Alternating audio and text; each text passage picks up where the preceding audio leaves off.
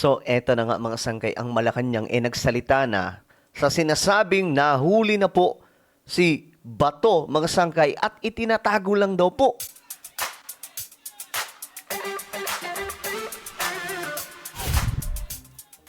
So, buti naman at nagsalita na po yung Malacanang ngayon mga sangkay regarding dyan kasi may mga gumugulong na mga impormasyon na tinatago lamang daw po si Senator Bato. Nahuli na daw pero tinatago lang mga sangkay at itatakas po sa dahig. Ngayon, ano ang totoo dyan? Nagsalita na po ang Malacanang at pag-uusapan po natin ngayon. Okay? Sa mga nanonood ngayon na hindi pa po nakakapag-subscribe, guys, i-subscribe nyo na po yung ating YouTube channel para lagi po kayong updated sa mga vlog po natin. Sa mga nanonood po sa Facebook, syempre, no, i-follow nyo po yung ating Facebook page. Okay, so, ito yung balita kasi.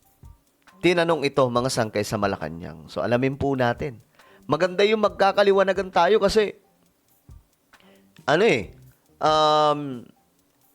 maraming chismis, no? Maliban sa madaming AI, mga sangkay, marami pong gumugulong na balita about dyan na si Bato daw po, tinatago lang, nahuli na actually. Ito po yung pinapakalat ngayon ng mga supporters ni former President Duterte. Yesterday, pinabulaanan po ng palasyo yung mga balita na naaresto na si Senator Ronald De La Rosa. May we at least get an update on his whereabouts, kung ano po yung efforts ng gobyerno sa paghahanap at kung ano po yung bottlenecks kung bakit hanggang ngayon ay hindi pa rin po siya natutunton? Okay, ganda ng tanong mga sangkay. Meron na pong binigay na update si Secretary John Vic Remulla patungkol po dyan. At tuloy-tuloy pa rin po ang operasyon para sa pag-aresto kay Senator Bato de la Rosa. Ano po yung bottlenecks? Bakit po nahihirapan sa analysis ng palasyo yung pag-aresto kay Ronald De La Rosa? Okay, so sa madaling sabi, mga sangkay, itinanggi po ng Malacanang na nahuli na nga po, nasa kote na ang senador na si Bato.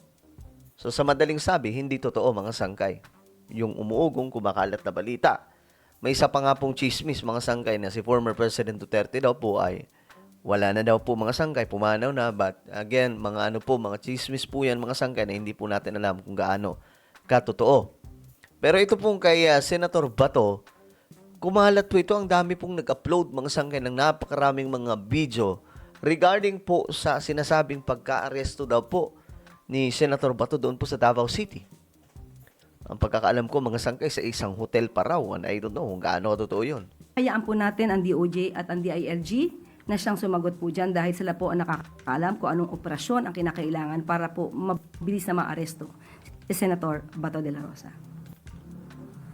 Follow-up question, Ivan Mayrina, GMA7. Related question, ma'am. Is there a standing order from the President to have Senator Bato arrested? Uy, ganda ng tanong.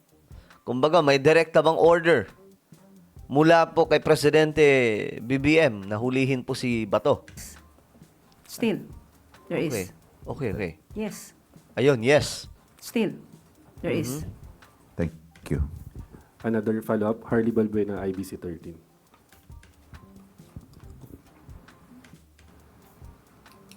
Yusek, will there be any possible charges against those who spread or posted fake information regarding Senator Bato de la Rosa? Will the PCO Anti-Fake News Desk act on it?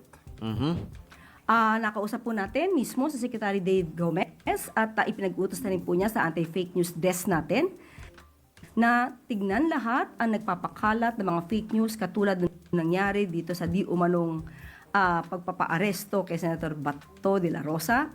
At titignan din natin kung ito ba ay malisyoso. At atin ding hinihingi ng tulong. Hindi lamang sa parte ng gobyerno, kundi sa parte na rin ng mainstream media. Inaasahan po kayo ng gobyerno na makipagtulungan din po dahil kung alam natin ang source ay walang kwentang source, siguro hindi po natin dapat na maging sanhi na rin tayo na ito ay makalat. Okay. Kasi nga, madami nga po ang nagpakalat niyan. No, na-content nga po natin, siguro mga pang-4, pang-5 na po ito mga sangkay regarding dyan. Kasi, paulit-ulit siya eh. No, patuloy pong lumalaganap ang ganitong klaseng information na nahuli daw. At ang ayon nga po itong si Harry Roque, mga sangkay, na hanggang ngayon andun pa rin po sa ibang bansa at ayaw umuwi ng Pilipinas, may nag-traitor daw po kay Senator Bato. Mayroon daw mga sangkay at pag sinabing nag-traitor, tropa yan, di ba? Tropa niya. So, sino yon? At naniniwala siya na hawak na daw po ng government itong si Senator Bato de la Rosa. At ayaw lamang po isiwalat agad mga sangkay at kalaunan ay dadalhin po sa dahig. Maraming salamat sa inyong tulong. Follow-up question, Kat Domingo, ABS-CBN. Ano po yung possible penalties na pwedeng ipataw doon sa mga mapapatunayan na nag-violate ng or nagpakalat ng fake news about this incident? Tignan po natin, inaaral pa po kung ano yung mga naipakalat, kung paano naipakalat, at ano yung mga mensahe. Yan po ay bubusisiin muna. At kapag nakita namin kung ano ang dapat na ipataw, ibibigay po namin sa inyo kung anong kaso ang pwedeng isampa sa kanila. Okay, so malamang mga sangkay, ang tatamaan po niyan, yung mga nagpakalat, mga DDS. So, kasi sila po yung ano dyan, mga sangkay, ang dami pong information na pinakalat niyan, mga sangkay, na nahuli na nga daw po sa Davao, nagpapapray pa nga yung iba, mga sangkay. So, ang dami, maliban na lang kung buburahin po nila. Pero ewan ko, mga sangkay, kasi kaya pa naman i-retrieve po yun ng NBI kung kahit burahin po nila. No? Again, sinasabi po ng Malacanang, ulitin ko po mga sangkay, na hindi po totoong nahuli na si Senator Bato. Hindi daw po totoo. Pero hindi po ito tutulugan ng gobyerno. Lahat po ngayon ng fake news, hindi man ito, talagang pinatututukan na po ng PCO. Another follow-up, Maricela Lili, TV5. Yusek, just one quick. May idea na po ba tayo or at least hinala kung kanino nanggaling tong misleading information? Ayun, magandang tanong. Sino ba talaga yung nagpakalat niyan? Yung pinakapuno. Kahapon, nung tinanong ko rin kayo, MPC, kung saan nagmula, meron kayo ibinigay sa akin mga ibang impormasyon, pero hindi po tayo titigil doon. At tignan po natin. Kasi kung sila man nagsimula, pero meron syempre mga troll na nagpakalat nito. So, ayan mga sangkay, yayariin po ng Malacanang kung sino man ang mga nagpakalat ng maling impormasyon tungkol po mga sangkay sa sinasabing nahuli na daw si Bato.